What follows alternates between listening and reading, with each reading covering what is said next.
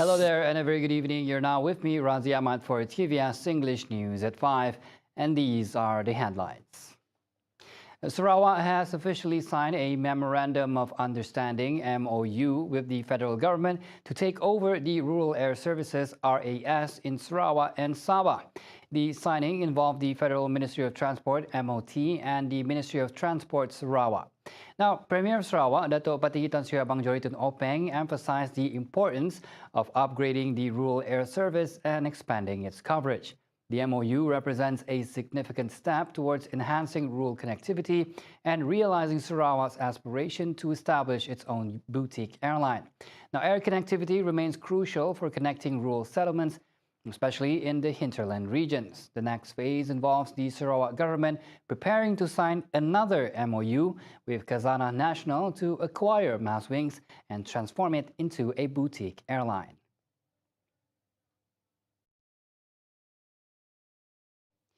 Meanwhile, Federal Minister of Transport Anthony Loke Siu Fook, in his speech at the same event, congratulated the Sarawak government on this achievement, as well as the Premier of Sarawak, Datuk Patinggi Tan Sri Abang Joritun Openg, on his efforts to make the dream a reality.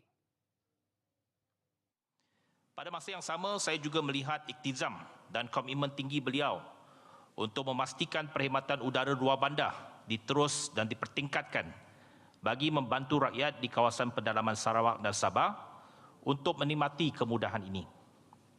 Bagi pihak Kerajaan Persekutuan, saya ingin menyatakan komitmen kerajaan untuk meneruskan dan memperkukuhkan perkhidmatan udara luar bandar yang merupakan satu perkhidmatan yang amat signifikan kepada penduduk di Sarawak dan Sabah.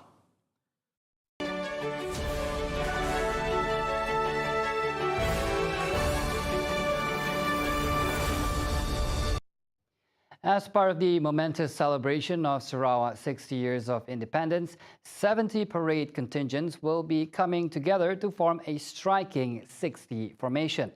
According to the coordinator of the Sarawak Merdeka 60th celebration ground event, Abang Muhammad Hadi Sapi'i, 3 weeks of intensive training was carried out in order to achieve the impressive formation. Dan latihan gabungan adalah selama 3 minggu berturut-turut. Jadi untuk benda yang untuk persembahan yang kami bagi pada acara ini bukan benda yang mudah. Dia nampak simple, tapi untuk menghimpunkan semua orang dalam satu persembahan tu dia bukan mudah lah. Jadi dia tak mudah lah. Tapi dengan bantuan daripada Angkatan Tentera Malaysia, Majlis Seni Sarawak dapat merealisasikan formasi 6 dan 0 itu supaya kita dapat tunjukkan di negeri Sarawak ni yang kita ingin merayakan dan kita ingin meraihkan bersama 60 tahun Sarawak Merdeka itulah. Abang Hadi explained that the grand golden formation was inspired by the logo of Sarawak's 60th independence. The performance is aimed at uniting and celebrating the richness of Sarawak's cultural diversity and prosperity.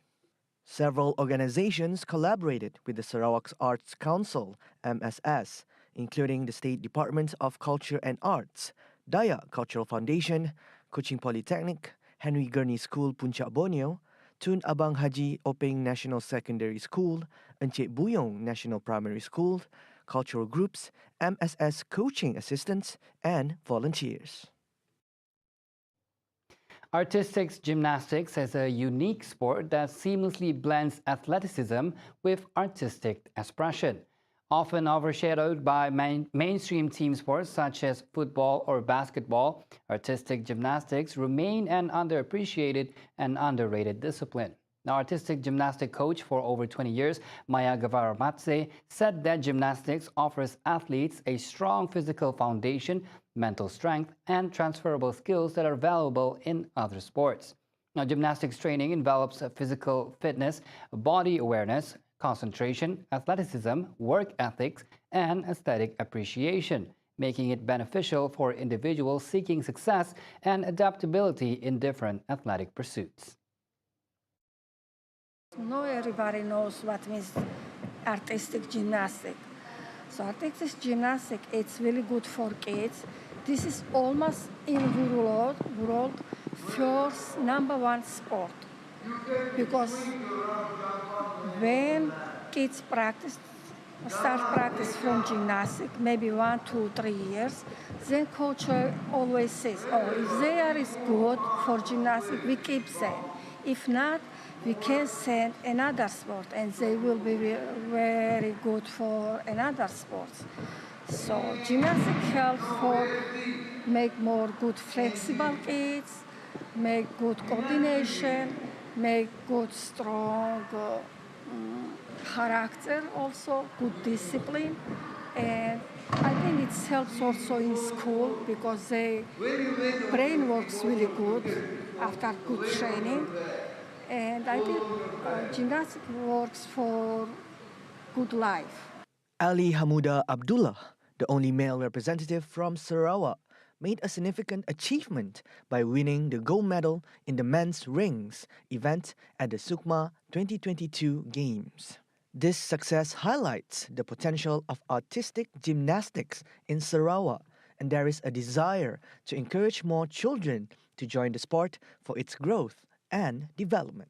Martiza Sheila, the newly elected EXCO team manager, aims to secure gold in the upcoming Sukma Games and is responsible for managing the gymnastics team in Sarawak. Target so far the biggest event lah, Sukma tahun depan. Of course, semua nak yang terbaik lah, menang gol. Sebelum tu pun ada jog gol. So, kali tahun tu mesti ada gol juga. Meanwhile, Alia Kauta Openg, the younger sister of Ali Hamuda, holds aspirations to achieve the same level of success as her brother in artistic gymnastics. She expressed her dedication and enthusiasm for the sport, acknowledging that the training sessions are intense but also enjoyable. Abang kami start lebih awal lagi daripada kami. Kayak kini baru-baru tu main championship dekat Singapore. And then that day nya sukan C and dapat nombor 3 for rings. I started gymnastics sebab nangganya macam happy-happy je nak. So me ikut kata macam kadang-kadang pun pada pola conditioning betul-betul sak muscle semua bagus pakai pola skill apa semua. Kami orang start training at 2:30 until 6:30, but dari start orang akan start conditioning dulu from stomach workout and then mostly panaskan badan lah. Kayak lepasnya orang akan pola event nya antara floor, beam, floor, beam, bars atau vault. Tapi selalunya orang akan buat bar and beam. Eleanor Von Macbeth, a mother of 2 children, was initially unaware of the dedicated Gymnastics Association in Sarawak when she enrolled her kids in artistic gymnastics training. At first, she had concerns about her young children undergoing intense training in gymnastics. However, as time went on, Eleanor started to witness the positive effects of gymnastics on her children. At first memang takut lah nak sidaknya main bahagian tangan, kaki, tapi lama-lama terbiasalah. Cuma bilanya berada dalam stadium ada rasa okey sikit, tapi bila di rumahnya mula macam dia memang kita rasa takut lah sebab takutnya terselio, patah tangan, patah kaki. Tapi I know they know what the best for them. Kami letakkan kepercayaan lah dengan sidaknya. Nya bagus sebabnya membantu sidak tu dalam jaga berat badan. Kesihatan sidaknya terjagalah, and bagi minda sidaknya cerdas. Bagus juga dengan sidaknya pun disiplin. By shedding light on this underrated discipline, Eleanor said that this sport can inspire future generations to pursue and celebrate the beauty and skill of artistic gymnastics.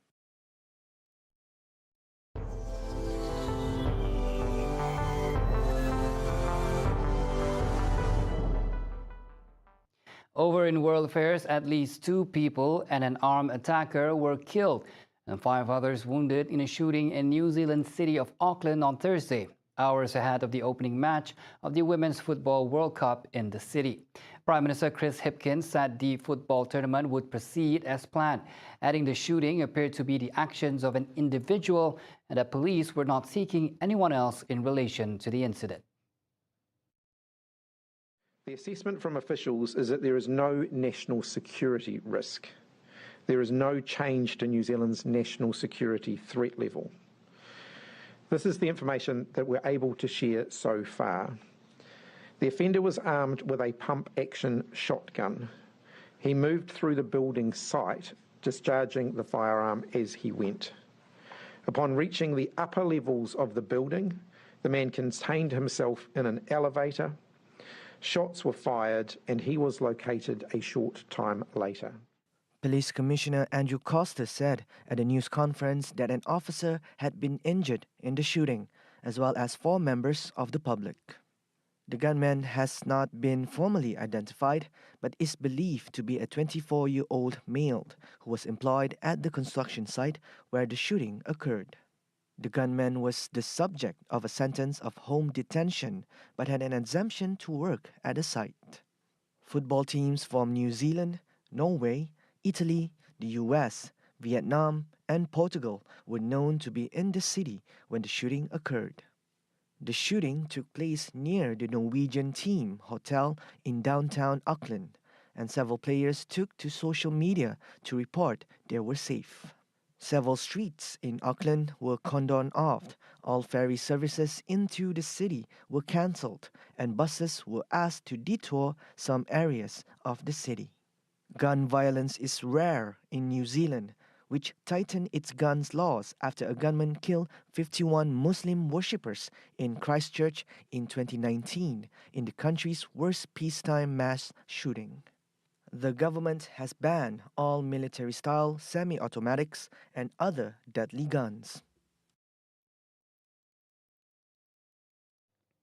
In conjunction with Sarawak's 60th year of independence, don't forget to catch the live telecast of the Sarawak Day 2023 celebration this Saturday, July 22nd, beginning with a grand parade at 7:30 a.m. and ending with a star-studded concert in the evening at 8:30 p.m. And those were the updates for this evening. I am Razi Ahmad. Thank you for watching.